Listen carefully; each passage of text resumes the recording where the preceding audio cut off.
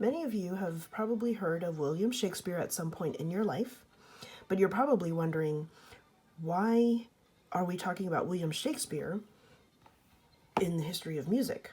Well, you may have heard, but some of you may not have realized, that many of our great classical composers were inspired by William Shakespeare's plays for various compositions, and several you have heard at some point in your life as well, whether you realize it or not.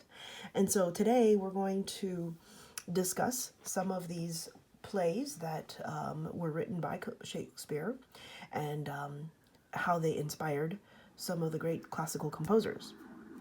First, let's take a look at Shakespeare's life, though. He was born, it's recorded that he was born on April 23rd in 1564 and lived up until his birth date in 1616.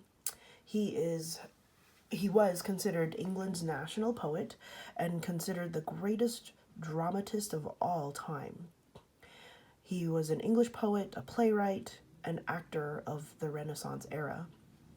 Now, before we look at specific compositions by various composers, we first need to take a look at and define incidental music, because incidental music is the pretty much the main style of music that was inspired to be composed by Shakespeare's plays.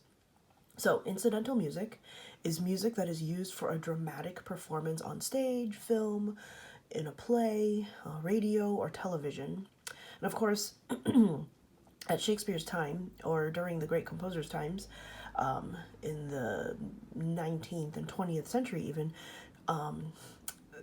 we didn't have the radio and television until early 20th century, when the television and radio were invented.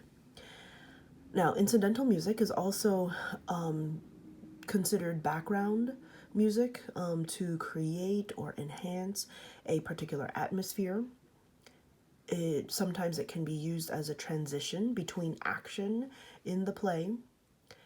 In other plays, it can be used as an introduction or a conclusion to a performance. And these were used in many of Shakespeare's plays too. And the works that we're going to discuss that these great composers composed for different plays, were also considered incidental music. Now, first, let's talk about the music that you heard earlier in the opening. Was actually linked to another very familiar piece, A Midsummer Night's Dream, composed by Felix Mendelssohn. As we discussed, Felix Mendelssohn, a great romantic composer from Germany. He was a pianist, a conductor, and a teacher, and he composed music for Shakespeare's play A Midsummer Night's Dream. He first composed it as an overture in 1826, and Mendelssohn was only 17 years old when he composed this. Then, over the years, he revised it and revised it several times, and it took him about 16 years to finally have the first full performance of this incidental music in 1842. And this incidental music then included an overture, scherzo, intermezzo, nocturne, and a wedding march. And you're very familiar with this wedding march here.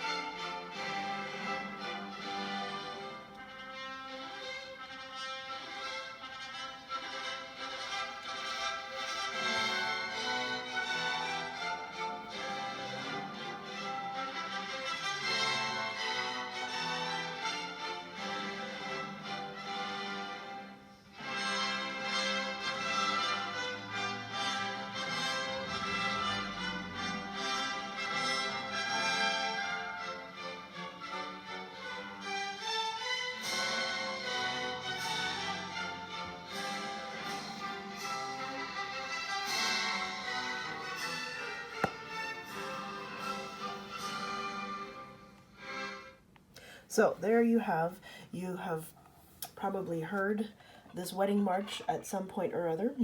And there's the wedding march that Felix Mendelssohn composed as part of the Midsummer Night's Dream. And the opening piece that we heard was actually the beginning of this Midsummer Night's Dream, or the overture.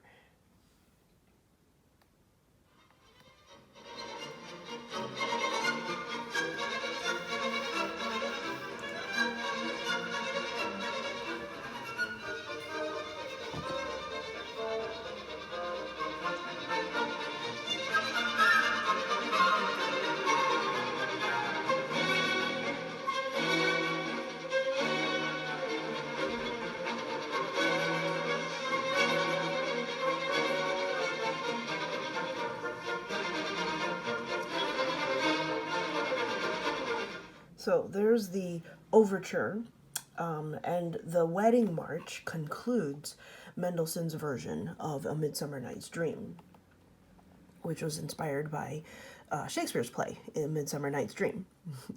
The next play that we could take a look at here is Hamlet, a tragedy, a great tragedy. Okay, there are several different versions of Hamlet, but one notable one is composed by Ambrose Thomas, 1811 to 1896, a French composer, and he wrote this 5-act grand opera. What is a grand opera? A grand opera, just an opera developed and composed in the 19th century. Verdi was one of the great composers of grand operas, but it employed large masses of people in this opera. Great choruses with the orchestra and the main characters. And Ambrose Thomas was the French composer who created this grand opera for Hamlet. And it premiered in 1868 in Paris. And this opera actually brought him international fame. And he studied at the Paris Conservatory. And because of this opera that he composed, it led him in 1871 to become the director of the Paris Conservatory until the end of his life there. Now, this is one version of Hamlet. Okay, another version of Hamlet was composed by Niels Wilhelm Gade, also in the 19th century. He was from Copenhagen, Denmark, so a Danish composer, conductor, violinist, organist, and a teacher. And he composed Hamlet as a symphonic poem.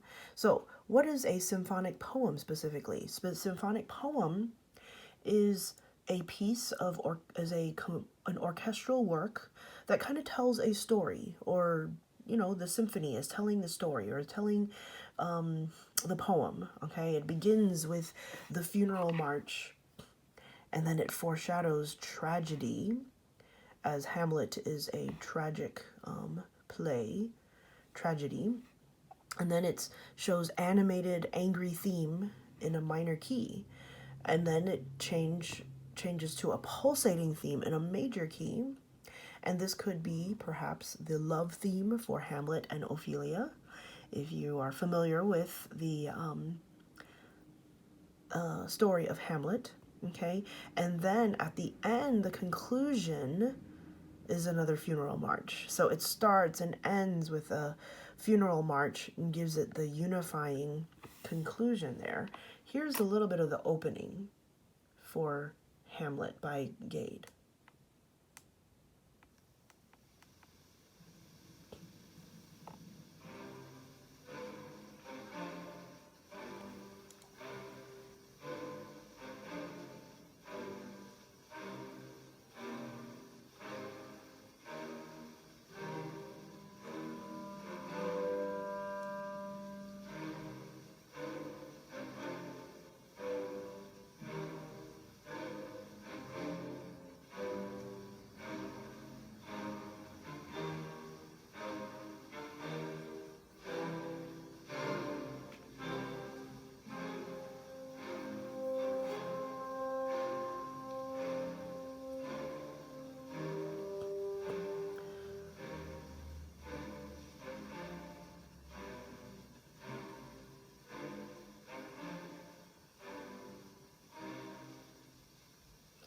hear that pulsating theme there, depicting a funeral march.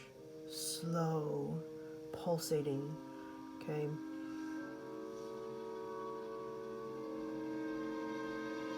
And building up.